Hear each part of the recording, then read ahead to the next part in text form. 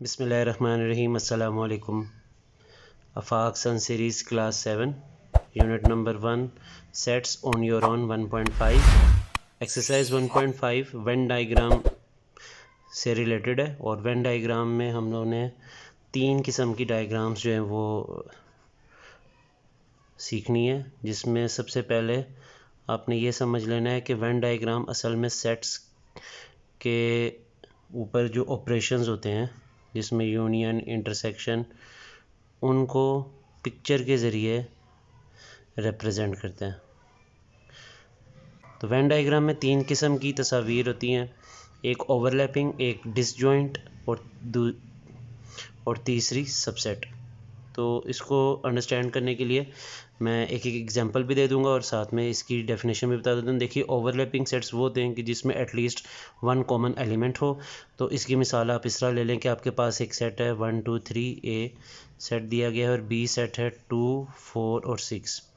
तो इसमें आप जैसे देखें कि एटलीस्ट 1 कॉमन एलिमेंट है, तो आपने इसकी डायग्राम देखिए इस तरह बनानी है कि एक सेट बनाने के बाद दूसरा जो सेट है वो इसके ऊपर ओवरलैप करे। इसको ए कह लें, इसको बी। अब ए के वो एलिमेंट्स जो बी में कॉमन नहीं है और बी के वो एलिमेंट्स जो ए में कॉमन नहीं है वो आपने यहाँ लिख देना, और जो कॉमन एलिमेंट है वो यहाँ पे लिखना है।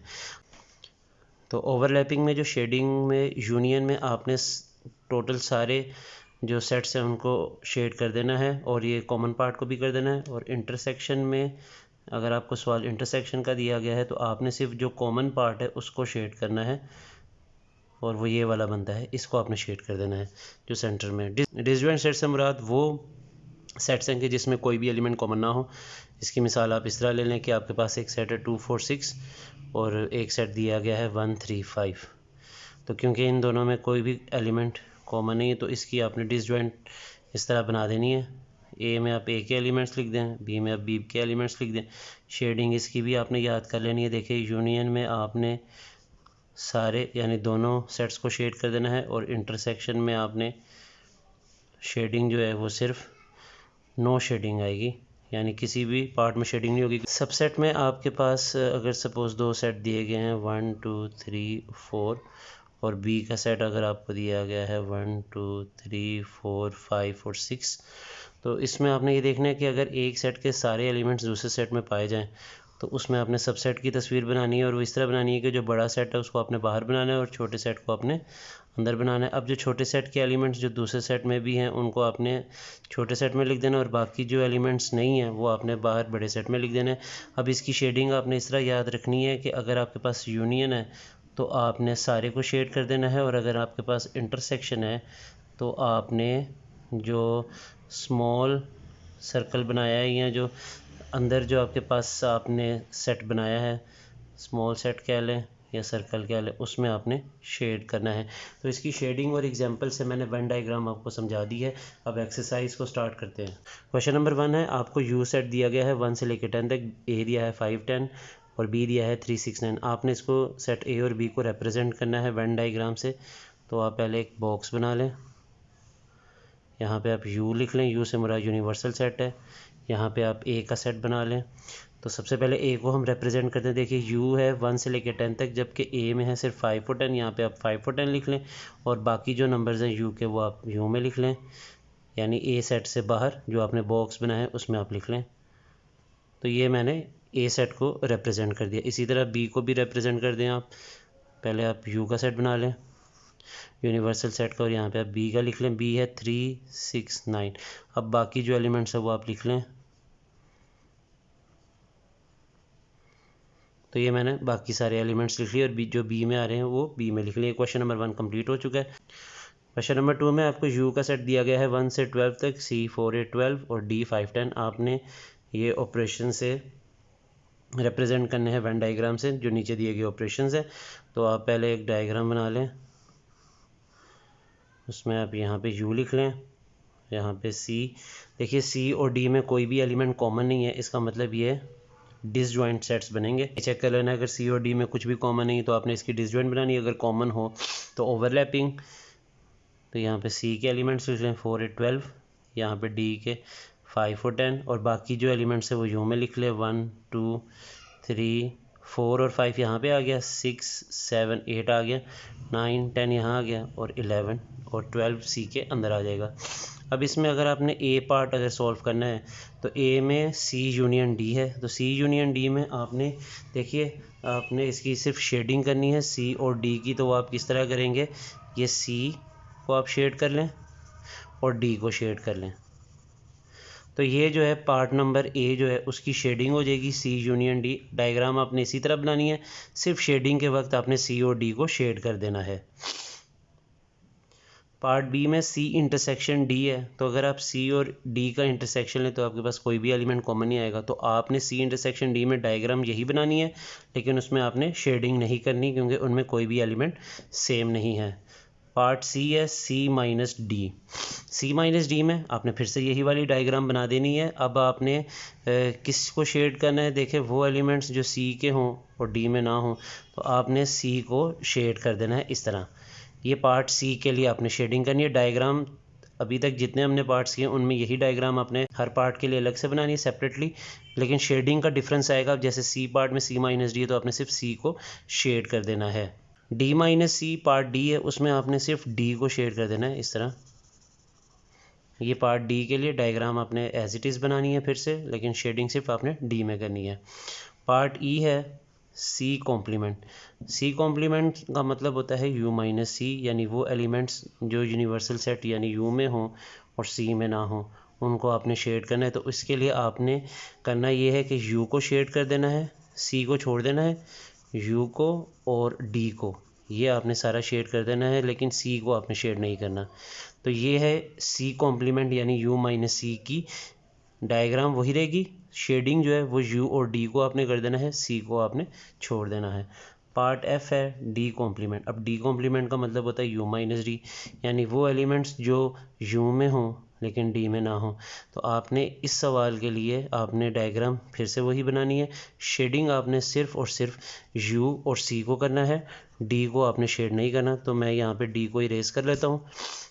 आपने डायग्राम सेपरेटली बनानी है सबकी। ये मैंने यू को और सी को शेड कर लिया है, डी को मैंने एज इट इज़ छोड़ दिया है। तो आपने डायग्राम सबके लिए सब पार्ट्स के लिए अलग अलग बनानी है। मैंने क्योंकि एक ही डायग्राम बना के शेडिंग आपको जो है वो सेपरेटली बता दी है कि किस पार्ट को आपने किस तरह शेड करना है। क्वेश्चन नंबर 3 है if U is equal to violet indigo blue green yellow red orange, E is equal to blue yellow red green and F is equal to green orange indigo violet, represent the following operations through Venn diagram. जैसे question number 2 किया है वैसे ही आपने ये वाला part भी करना है। मैंने डायग्राम इसकी बना दी है, यही डायग्राम आपने तमाम पार्ट्स में बनानी है। फ़र्क सिर्फ और सिर्फ शेडिंग का होगा। तो जितने पार्ट्स हैं ए से लेके एफ तक आपने हर पार्ट के लिए अलग से यही वाली फिगर कंटिन्यू बार बार बनानी है, लेकिन सिर्फ शेडिंग का आपने याद रखना है। देखिए अगर आपने ए पार्ट में शेडिंग करना है ई यूनियन एफ, तो आपने ओवरऑल सारे को शेड कर देना है। मैं यहाँ लिख देता हूँ ऑल शेडिंग। आपने लिखना नहीं है, आपने शेडिंग कर देनी है, आपने सारे पार्ट को शेड कर देना है। उसके बाद पार्ट बी है ई इंटरसेक्शन एफ। तो आपने इंटरसेक्शन में आपने सिर्फ ये जो कॉमन पार्ट है ये वाला ग्रीन जिसमें लिखा हुआ है इसको आपने शेड कर देना। मैं यहाँ ब्रैकेट में लिख देता हूँ कॉमन पार्ट, सिर्फ आपने इसको शेड करना है। सी पार्ट है E minus F. E minus F के लिए आपने सिर्फ ये जो ई वाला सर्कल है आपने इसको शेड करना है, लेकिन इसमें ये जो ग्रीन वाला पोर्शन है इसको शेड नहीं करना। मतलब आपने सिर्फ इतना शेड कर देना है ये वाला हिस्सा, और इसमें ये जो कॉमन है ग्रीन इसको आपने शेड नहीं करना। तो मैं यहाँ लिख देता हूँ ई को आपने शेड कर देना है। डी पार्ट है एफ़ माइनस ई। एफ़ माइनस ई में आपने एफ़ को शेड कर देना है, और एफ़ से मुराद आपने ये वाला हिस्सा यानी ग्रीन वाला जो कॉमन पार्ट है ये वाला सेंटर में इसको छोड़ देना है, और सिर्फ ये वाला हिस्सा जो एफ़ का है इसको आपने शेड करना है। ये जो कॉमन पार्ट है इसको आपने छोड़ देना है। ई पार्ट है ई कॉम्प्लीमेंट। ई कॉम्प्लीमेंट का मतलब होता है यू माइनस ई, यानी यू के वो एलिमेंट्स जो ई में ना हो। तो आपने ई को शेड नहीं करना इसमें। मैं ई को इरेज कर देता हूँ। ई को आपने शेड नहीं करना, आपने एफ़ को शेड कर देना है। एफ़ पार्ट है एफ कॉम्प्लीमेंट का मतलब होता है यू माइनस एफ। इसमें आपने एफ को शेड नहीं करना, ई को शेड करना है। क्वेश्चन नंबर 4 में आपको दिया गया है U is equal to set of natural number, K is equal to multiples of 5 greater than 15 and less than 55, L is equal to multiples of 10 greater than 10 and less than 70। मैंने तीनों sets लिख दिए हैं। आप ये देख लें कि के और एल में आपके पास कॉमन एलिमेंट्स मौजूद हैं 20, 30, 40 और 50। इसका मतलब इसकी जो डायग्राम है वो ओवरलैपिंग बनेगी। आपने पहले डायग्राम बना लेनी है, उसके लिए आपने करना ये है, यहाँ यू लिख लें। अब आप दो सेट बना लें और ओवरलैपिंग बनाना है आपने इस तरह, एक में के लिख लें, एक में एल लिख लें। अब जो के और एल के जो सिमिलर एलिमेंट्स हैं, कॉमन एलिमेंट्स हैं, उनको आप यहाँ लिख लें 20, 30, 40 और 50। इसके अलावा जो के एलिमेंट्स हैं जो कॉमन नहीं है वो आप यहाँ लिख लें 25, वो आप के में लिख दें। जो एल के एलिमेंट्स के में नहीं है वो आप एल में लिख दें।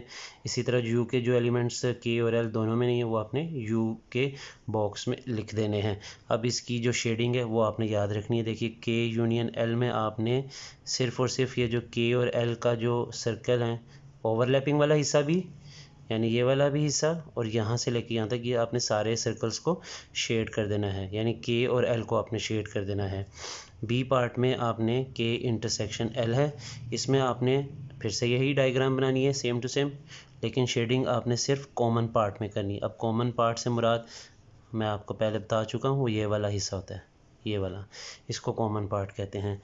सी पार्ट है के माइनस एल, आपने के माइनस एल में सिर्फ के को शेड करना है। अब के की शेडिंग से मुराद ये वाला हिस्सा, ये वाला, बस आपने ये वाले हिस्से को शेड नहीं करना जो कॉमन पार्ट है। डी में आपको दिया है एल माइनस के, तो इसमें आपने सिर्फ एल को शेड करना है और इसमें आपने फिर से मैं बता दूं कॉमन पार्ट जो है उसको शेड नहीं करना, सिर्फ एल वाला हिस्सा आपने शेड कर देना है। उसके बाद है ई पार्ट है के कॉम्प्लीमेंट का मतलब होता है यू माइनस के, यानी वो एलिमेंट्स जो यू में हों लेकिन के में ना हो। तो इसमें आपने किस किस को शेड करना है ये याद रखें, यू को और एल को, इन दो चीज़ों को आपने शेड कर देना है। आपने कॉमन पार्ट को शेड नहीं करना और के को छोड़ देना है। एफ पार्ट में आपको दिया गया है एल कॉम्प्लीमेंट, जिसका मतलब होता है यू माइनस एल। अब इसमें आपने फिर से यू को शेड करना है और के को शेड करना है, कॉमन पार्ट को शेड नहीं करना और एल को शेड नहीं करना।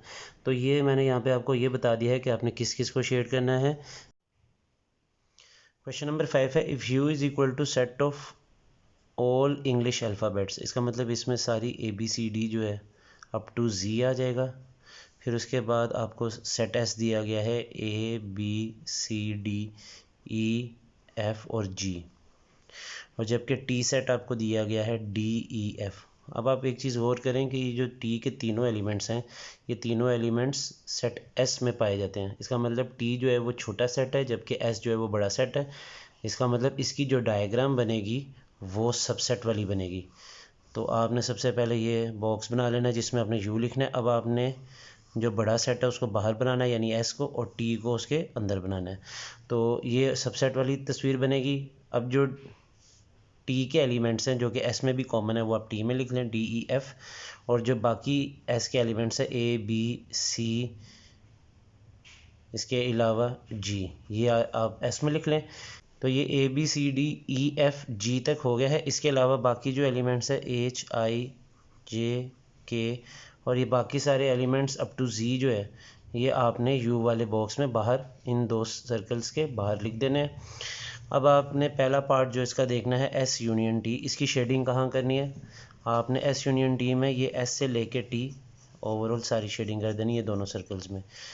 बी पार्ट में आपने जो शेडिंग करनी है एस इंटरसेक्शन टी में, उसमें आपने सिर्फ ये जो टी वाला सर्कल है जो कि कॉमन पार्ट है इन दोनों का, ये वाला, इसमें शेडिंग करनी है, यानी आपने एस में शेडिंग नहीं करनी। मैं यहाँ पे मिटा रहा हूँ, आपने अलग से डायग्राम बनानी है हर पार्ट के लिए। आपने सिर्फ टी में शेडिंग करनी है एस इंटरसेक्शन टी के लिए जब आप डायग्राम बनाएंगे। सी पार्ट है S minus T. S minus T से मुराद है कि वो एलिमेंट्स जो एस में हों लेकिन टी में ना हो, तो उसमें आपने जब शेडिंग करनी है सी पार्ट के लिए, जब आप डायग्राम फिर से बनाएंगे यही वाली, तो आपने सिर्फ ये जो एस पार्ट है जो बाहर वाला सर्कल है इसमें शेडिंग करनी है, और टी में आपकी शेडिंग जो है वो नहीं होगी, सिर्फ एस में आपने शेडिंग करनी है। डी पार्ट है T minus S. T minus S में आपने वो एलिमेंट्स देखने हैं जो टी में हों लेकिन एस में ना हों। तो इस सवाल में क्योंकि टी के सारे एलिमेंट्स एस में मौजूद हैं। अगर आप चेक करें टी के एलिमेंट्स डी ई एफ और वो एस में मौजूद हैं, तो टी माइनस एस में आपने कोई शेडिंग नहीं करनी, नो शेडिंग। आपने डायग्राम बना के तो उसको एज इट इज़ छोड़ देना है। पार्ट ई में एस कॉम्प्लीमेंट मतलब यू माइनस एस, यानी यू के वो एलिमेंट्स जो एस में ना हो तो आपने सिर्फ ये यू को शेड कर देना है। और पार्ट एफ में टी कॉम्प्लीमेंट यानी U minus T. T complement में आपने यू माइनस टी में यू को शेड कर देना है और इसके अलावा एस को भी शेड कर देना है, क्योंकि टी कॉम्प्लीमेंट से मुराद ये है कि यू के वो एलिमेंट्स जो टी में ना हो तो वो सारी ए बी सी डी है माँ सिवाय डी ई एफ के, तो आपने एस को और यू को शेड कर देना है और टी को छोड़ देना है। जबकि ई पार्ट में एस कॉम्प्लीमेंट में आपने सिर्फ और सिर्फ यू को शेड करना है, एस को शेड नहीं करना, क्योंकि वो एलिमेंट्स आपने शेड नहीं करने जो कि एस में हो, तो सिर्फ आप यू को शेड करेंगे। क्वेश्चन नंबर 6 है, if u is equal to 1 2 3 10, a is equal to 1 4 8 9 10 and b is equal to 2 3 4 7 10, then verify the following and represent it through Venn diagrams। तो पार्ट ए में आपने लेफ्ट हैंड साइड और right hand side दोनों करनी है, लेकिन दोनों का आंसर सेम नहीं आना चाहिए। a minus B is not equal to B minus A. तो पहले आप चेक करें ए और बी में कोई एलिमेंट अगर कॉमन है तो हम चेक करते हैं 4 और 10, ये दो एलिमेंट्स कॉमन है, तो इसकी जो डायग्राम बनेगी वो ओवरलैपिंग बनेगी। उसके लिए आप ए का सेट बना लें और फिर ये बी का। अब ए के एलिमेंट्स जो बी में सेम है वो है 4 और 10, वो आप सेंटर कॉमन पार्ट में लिख लें। उसके अलावा जो नंबर्स हैं 1 8 और 9 वो आप ए में लिख लें, और बी के एलिमेंट्स 2 3 और 7 वो आप यहाँ लिख लें बी में। अब आपने देखना ये कि क्या यू के कुछ एलिमेंट्स हैं जो आपने बाहर बॉक्स में लिखने, या वो ए और बी में कवर हो चुके हैं। तो 1 2 3 और 10, तो 1 ए का ए में आ चुका है, 2 और 3 जो है वो बी में आ चुका है, और 10 जो है वो कॉमन पार्ट में आ चुका है, इसलिए बाहर कोई भी एलिमेंट नहीं आएगा। अब आपने इसकी जो है शेडिंग करनी है। देखिए ये लेफ्ट हैंड साइड की डायग्राम आप इसको मान लें, और राइट हैंड साइड की आपने फिर से बनानी है, वो भी सेम टू सेम इसी तरह की बनेगी। तो आप यहाँ पे यू लिख लें, ए का सेट बनाएं और ये बी का। अब ए के एलिमेंट्स है 1 8 9 4 10, सेंटर में आ जाएगा 2 3 7। तो अब जब आपने शेडिंग करनी है तो इस तरह की लेफ्ट हैंड साइड की शेडिंग जो है वो ए माइनस बी, यानी ए के वो एलिमेंट्स जो बी में ना हो तो आपने सिर्फ इस पोर्शन को शेड कर देना है। और राइट हैंड साइड में है बी माइनस ए, तो आपने वो एलिमेंट्स को शेड करना है जो बी में हो एलिमेंट्स लेकिन ए में ना हो, तो आपने इस पार्ट को शेड कर देना है। तो इस तरह आप चेक करें कि लेफ्ट हैंड साइड और राइट हैंड साइड की जो डायग्राम है वो इक्वल नहीं आई, तो आपने लिख देना left hand side is not equal to right hand side. इसका पार्ट बी है, A intersection B is equal to B intersection A. तो इसमें भी आपकी दो डायग्राम्स बनेंगी, लेफ्ट हैंड साइड की और राइट हैंड साइड की। डायग्राम आपकी बननी सेम है, तो आप यहाँ पे यू लिख लें, ये लेफ्ट हैंड साइड की आप बना लें। तो यहाँ पे ए का सेट आ जाएगा और यहाँ पे बी का। 4 और 10 सेंटर में आ जाएगा, 1 8 9 2 3 7। इसी तरह यहाँ पे राइट हैंड साइड के लिए भी आप कर लें, ये राइट हैंड साइड है आपकी, यहाँ ए और बी 1 8 9 4 और 10 2 3 7। अब आपने शेडिंग करनी है, तो लेफ्ट हैंड साइड आपकी है ए इंटरसेक्शन बी। तो ए इंटरसेक्शन बी से मुराद वो है कि इन दोनों का जो कॉमन पोर्शन है, तो आपने इसको शेड कर देना है 4 और 10 को। राइट हैंड साइड है बी इंटरसेक्शन ए, तो इसमें आपने इसको शेड कर देना है। तो अब आप देखें डायग्राम दोनों तरफ सेम है और इसकी शेडिंग भी सेम है, तो आप लिख दें left hand side is equal to right hand side. Part C है A union B is equal to B union A. तो इसके लिए आपने लेफ्ट हैंड साइड की ए यूनियन बी की डायग्राम और राइट हैंड साइड की भी बना लेनी है, बी यूनियन ए। डायग्राम तीनों जितने भी सवाल हैं उनमें ये सेम ही बनेगी। तो आप पहले एक बॉक्स बना लें, उसमें आप लिख लें यू सेट, और पहले ए का एक सर्कल बना रहे हैं और फिर बी का। यहाँ सेंटर में 4 और 10 आ जाएगा, यहाँ पे 1 8 और 9, यहाँ पे 2 3 और 7। यूनियन में आपको पता है कि हमने ओवरऑल सारी शेडिंग कर देनी है, तो ए यूनियन बी को आपने कंप्लीट शेड कर देना है। इसी तरह राइट हैंड साइड में आपने यहाँ यू लिख लिया, इधर ए और यहाँ पे बी। तो ए के एलिमेंट्स लिख लिए 1 8 9, बी के कॉमन पार्ट के लिख लिए 4 10 और जो बी के एलिमेंट्स है 2 3 7 वो आपने अलग लिख लिए। अब बी यूनियन ए से भी मुराद यही है कि आपने ओवरऑल सारी शेडिंग करनी है, क्योंकि ये स्टार्टिंग में हमने पढ़ लिया है कि ओवरलैपिंग में जब यूनियन की अगर शेडिंग हो तो वो सारे सेट्स की शेडिंग करनी पड़ती है। तो लेफ़्ट हैंड साइड और राइट हैंड साइड जो है वो आपके पास बराबर आ गया, तो आप यहाँ लिख लें कि लेफ़्ट हैंड साइड नीचे कि left hand side is equal to right hand side. इसी के साथ ही आज की वीडियो यहीं पे ख़त्म होती है। मुझे दीजिए इजाज़त। अल्लाह हाफिज़।